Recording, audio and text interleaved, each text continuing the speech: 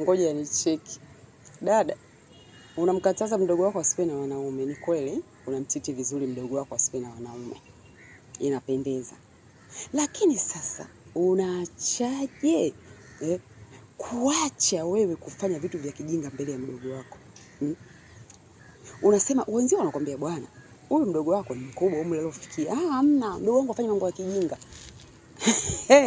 Dada mkubwa, wewe ujione.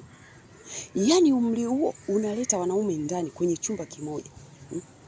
Unaamka unaenda kuoga, unamwacha mdogo wako na shemeji yake.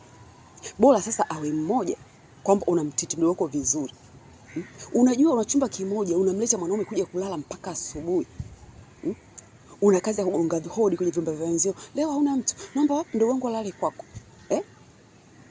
Unachukua video call na wanaume, umefaa kisindilia, umefika mdogo wako anaona. Bora sasa ungekuwa na mwanaume mmoja. Mwanaume unabadilisha kama doti za kanga zamani. Kila ikitoka mtu anayo. Dada mkubwa, jirekebishe. Jirekebishe, la sivyo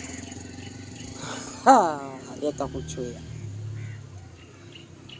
Acha kumfanyia vituko mdogo wako kama huwezi kukaa naye na unajua una chumba kimoja, ulimchukulia nini? Huna mtoto, hujaolewa, huna kazi ya maana hapa mjini. Ulimuita mdogo wako afanye nini? Haya, mtafutie kazi ya kufanya. Hawezi kufanya kazi. Na mpango naye. Kuna kazi namtafutia, kuna kazi atafanya.